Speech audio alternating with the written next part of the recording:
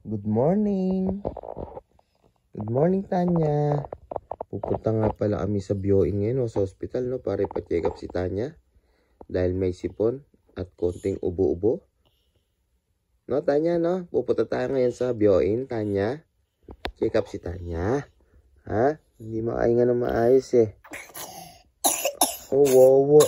Oh, yan. Pupunta na tayo sa hospital para check up, ha?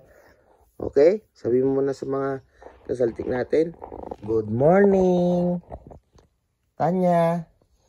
Good morning. Hi. Say hi. Nasa mood. Nani? Nani? Sabi mo na sa kanila. Hi. Hi.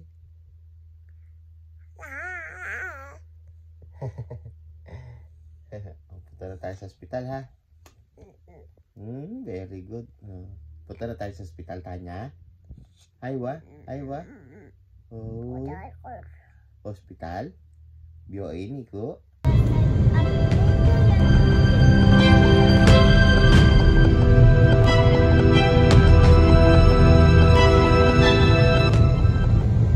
So time check tayo ng mga asaltik yan. 14:41. So 2:41 ng hapon, tanghali. Sobrang init at waiting ako, no?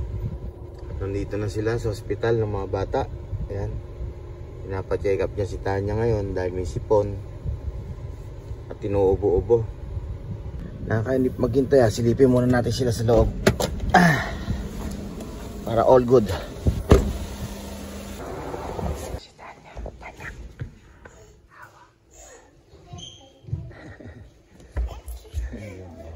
Waiting siya, waiting. Pangilan siya, man? Pangilan? Tapos na siya.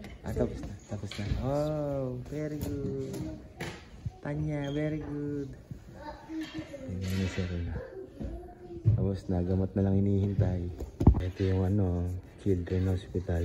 Kaya na naman si Tanya at yung ate niya, ayan, galing pa yung school dyan, sinundo namin. No, magdo-donut daw muna sila. Bibili ng donut at tapos na pa-check up si Tanya. At ngayon, dadaan muna tayo dito sa bilihan na dito sa grocery store. Ayun, may sag na Ay, baka yan. Hindi naman luto yan eh. Ayan mo. Tara na. Bibili lang tayo ng seafood. Tulad ng talaba at tahong. May tahong dito eh. Para may food tripping tayo.